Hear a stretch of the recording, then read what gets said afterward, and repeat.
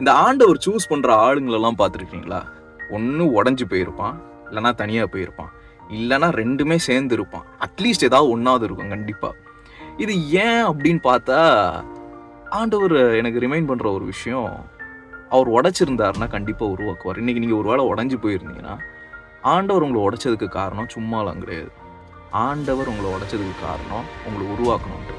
இன்னும் பியூட்டிஃபுல்லா, இன்னும் பெருசா ஆண்டவர் உங்களை உருவாக்குறதுக்காக தான் உங்களை உடைச்சிருக்கிறாரு. ஒருவேளை நீங்க தனிமையில இருக்கீங்கன்னா, ஆண்டவர் அந்த தனிமையில உங்களோட நடக்க ஆசைப்படுறதுனால தான் ஆண்டவர் உங்களை பிரிச்சு தனியா வச்சிருக்கிறாரு.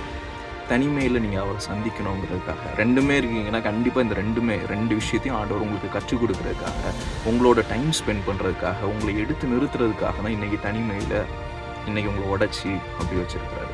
ஸோ இந்த டைம் எல்லாமே இப்படியே தான் போகுமா அப்படின்னு நினச்சா கண்டிப்பா இல்ல. கண்டிப்பா ஆண்டவர் ஒரு நாள் உங்களை உருவாக்கி வெளியே எடுப்பார். தனிமையில நின்னீங்கல்ல, ஒரு நாள் எல்லாருக்கும் மேல தனியா நிற்பீங்க. ஆண்டவர் உங்களை தனியா உங்களை ஒரு பெரிய விஷயமா, பெரிய ஒரு ஆளா எடுத்து நிறுத்துவார். அதுக்கான டைம் வந்துகிட்டே இருக்கு. ஸோ இந்த ப்ராசஸை கொஞ்சம் பொறுத்துக்கங்க. ஆண்டவருக்குள்ளே பொறுத்துக்கங்க. God will take care. சொல்லணும்னு நினச்சேன், சொல்லிட்டேன்.